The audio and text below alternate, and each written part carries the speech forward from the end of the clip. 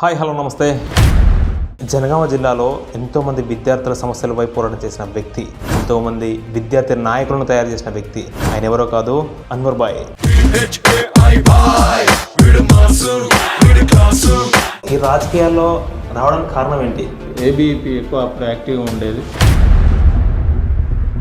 రాష్ట్ర ఉద్యమంలో మీ యొక్క పాత్ర ఎప్పుడు మనం వినేది స్వతంత్ర పోరాటంలో ఇంతమంది పాల్గొన్నారు అదే అని. ప్రత్యేక రాష్ట్రం గురించి ఒక పోరాటం అంటే అది కూడా ఒక స్వతంత్ర పోరాటమే. ఉస్మానియా యూనివర్సిటీలో ఏ లొల్లైనా జనగామ చౌరస్తాలో దద్దరిల్లేది.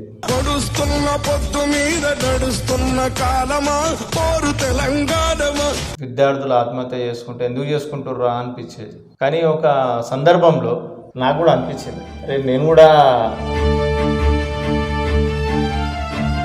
జనగామ జిల్లా ఉద్యమం అప్పుడు చూసిన ఎన్నో లాఠీ దెబ్బలు కూడా తిన్నారు.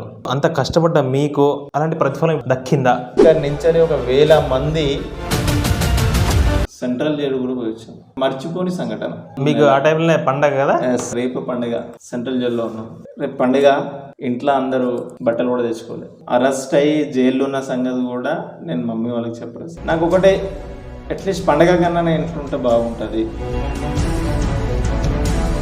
అప్పుడు ఎట్లున్నారో ఇప్పుడు అట్లే ఉన్నారు. వాళ్ళు చాలా సంపాదించుకున్నారు. ఇప్పుడు కొంతమంది కర్రలు కూడా తిరుగుతుందంట. అంటే మీరు అసలు ఎందుకు ఈ ఫైనాన్షియల్గా ఎందుకు వెనుకబడ్డరా అని నేను అంటున్నా. ఇప్పటికి కూడా నాది ఒకటే మోటివ్, పైసా కన్నా మానవత్వం, విలువలు ఎక్కువ ఇంపార్టెంట్ అని నాకు నేను నమ్ముతాను.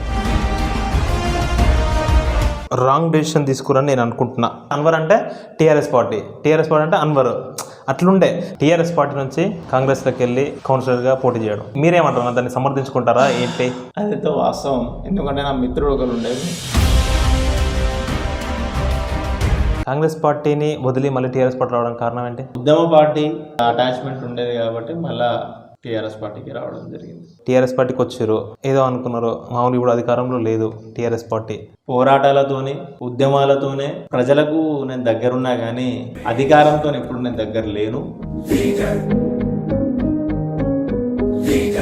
ముత్తిరెడ్డి గురించి మీరు చాలా కష్టపడ్డారు. రామన్న కానీ మీరు కానీ మిమ్మల్ని చాలా కూడా నమ్మిండి అనుకుంటా. ఎందుకంటే ఇంతకుముందు ఎంతమంది వచ్చినా పోయినా కూడా ఎవరు మీలాగా చేయలేదురా భయ్, మీరు నాకు సూపర్ ఉన్నారు అని చెప్పి అప్పుడు విన్నాం కొంచెం టాక్. మరి ఎందుకు ఆ విధంగా?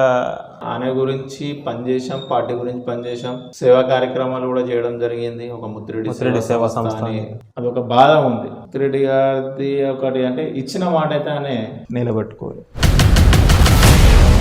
పల్లా రాజేశ్వర రెడ్డి గారు ఉన్నారు. ఆయన గురించి మీరు కూడా చాలా కష్టపడ్డారు ఎలక్షన్స్ టైంలో, ఎలక్షన్స్ ముందు.